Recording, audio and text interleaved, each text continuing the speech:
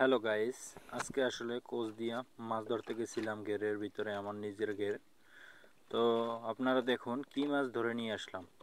আসলে কোচ দিয়ে যখন কোচ নিয়ে যাইনি, ঘেরের বাসায় ছিল। আসলে ঘেরে যাবার পরে দেখি অনেকগুলো মাছ পাশে পাশে ঘুরতেছে ঘেরের ভিতর, ঘুরতেছে। তারপরে আমি কি করলাম, বাসা থেকে কোচ বের করলাম। তারপরে ঘেরের ভিতরে নামলাম, নেমে একটা একটা করে ট্যাংরা মাছ ধরলাম, প্রায় 15-20 পিসের মতো। কোপাই কোপাই ধরলাম। আর বিশাল বিশাল 4 পিস গলদা মাছ ধরলাম। যদিও গলদা, একটা গলদা কোপানো কোচ থেকে, আর 3টা আস্তে আস্তে হাত দিয়ে ধরছি। আর এগুলো খুবই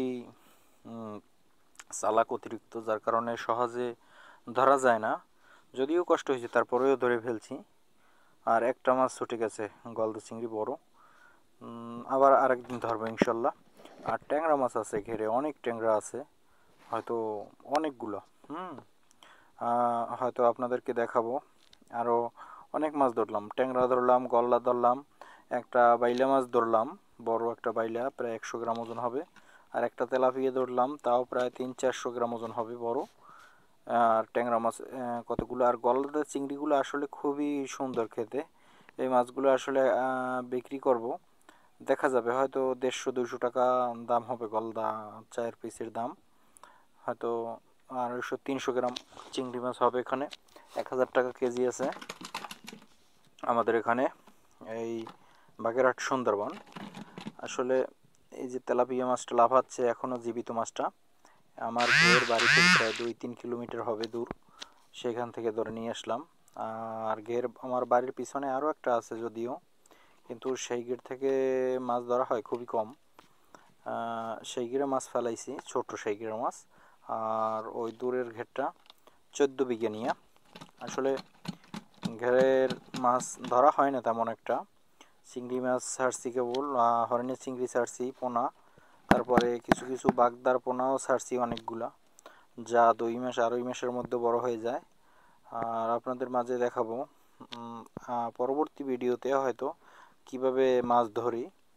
কিন্তু আসলে আমি একলাই ভিডিও করতে হয়, তাই হয়তো হয় না দেখানো, খুবই কষ্টকর হয়ে যায়। একলা একলা ভিডিও করা, একলা একলা মাছ ধরা, এটা আসলে সম্ভব না বললেই চলে। আসলে এটা খুবই কষ্টকর, ভিডিও করতে হবে, হয়তো ফোনটা পানিতে পড়ে যাওয়ার ভয় থাকে, সেজন্য হয়তো করতে পারি না। এটাই আপনাদের মাঝে শেয়ার করলাম। আসলে এই গলদা চিংড়িগুলো আসলে খুবই খেতে মজা, আমাদের নোনা দেশের মাছ, চাষ করা চিংড়ি মাছ। আর এর সাথে সুন্দর বড় বড় 2টা গোঁদ থাকে। আর এই যে দেখুন ট্যাংরা মাছ, এই যে একদম তাজা, একদম তাজা, এখনো ওই মুখ লাড়াচ্ছে মাছ, জেতা মাছ একদম। ঠিক আছে, একদম এইমাত্র ধরে আনছি, কোচ দিয়ে কোপাই কোপাই ধরছি। হ্যাঁ, একটা একটা করে প্রায় 15-20 পিস মাছ, ট্যাংরা মাছ কোপাইছি। আর দেখুন এই যে কিভাবে মুখ লাড়াচ্ছে, এই মাছটা লাফ দিয়ে পড়ে গেল হাত থেকে। এই যে মাছ খুবই আসলে কি বলবো, এই মাছের আসলে কাঁটা থাকে, খুবই কাঁটায় বিষ। একটা কাঁটা যদি হাতে ঢুকে যায় হয়তো ব্যথা থাকে অনেক সময়। হ্যাঁ, এর হয়তো যারা এগুলা ধরছে বা এইগুলা যার হাতে ঢুকছে একবার, হয়তো সে বুঝতে পারবে এর ব্যথাটা কেমন।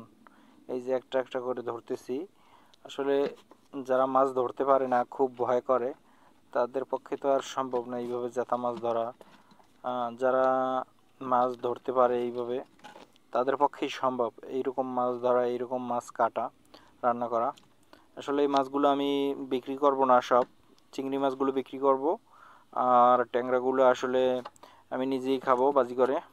আর ভাজি আমার নিজেরই করতে হবে, নিজেরই কাটতে হবে, কারণ আমার বাড়ির লোক বাবুর আম্মু বেড়াতে গেছে তার বাড়িতে, বাপের বাড়িতে।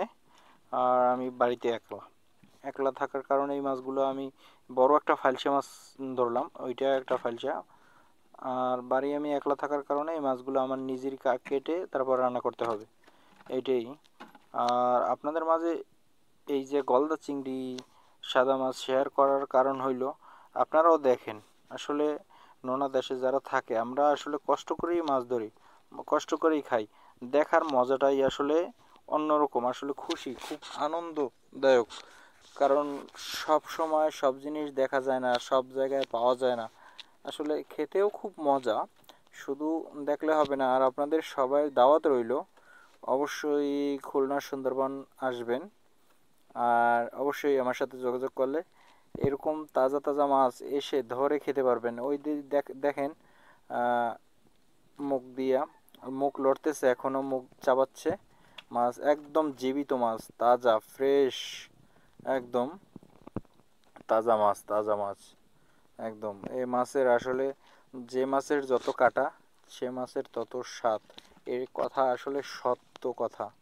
এই মাছটা আসলে খুবই বিষাক্ত, মানে কাটা বিষাক্ত যদিও, কিন্তু খেতে যে এতটাই মজা, যারা খায় না তারা বুঝবে কি তার কতটা মজা। আসলে যারা খায় তারা অবশ্যই বুঝতে পারে আসলে এই মাছের কতটা স্বাদ। এই প্রতিটা ট্যাংরা মাছের পেটের ভিতরে ডিম ভরা এখন, কারণ এখন এই মাসে এই টাইমে মাছের ডিম দিয়ে থাকে, মাছের বাচ্চা হয়, যার কারণে এখন মাছে প্রতিটা মাছের পেটে ডিম ভরা। আর এই যে দেখুন চিংড়ি মাছ, বড় বড় চিংড়ি, আসলে খুবই দেখতে আমার ভালোই লাগে, আমরা তো প্রতিনিয়ত ধরে থাকি। আসলে যারা দেখে না, যারা ধরে না, ধরতে পারে না, হয়তো ধরার ইচ্ছা আছে, হয়তো তাদের কাছে কেমন লাগে। আসলে আমি তো প্রত্যেক দিনই ধরি, প্রায় দিনই ধরি। আমি খালি হাতেই হাতাই হাতাই ধরতে পারি এই মাছ ঘের থেকে, এটা কোনো ব্যাপার না। কিন্তু কিছু কিছু জায়গা আছে এইভাবে হয়তো তাজা মাছ পাওয়া যায় না, তাজা মাছ খুবই কম পাওয়া যায়, এটাই সত্য। কারণ সব জায়গায় তাজা মাছ তো আসলে পাঠানো সম্ভব না, হয়তো কেউ কেউ কুরিয়ার সার্ভিসের মাধ্যমে কিনে থাকেন, হয়তো বরফ থাকে সাথে, হয়তো মাছটা লাল হয়ে যায় বা সাদা হয়ে যায়, খারাপ হয়ে যায় কালার, ভালো লাগে না। যাই হোক, আমার এই মাছগুলো আসলে খুবই ভালো মাছ। আপনাদের সবাইকে ধন্যবাদ, সবাই পাশে থাকবেন।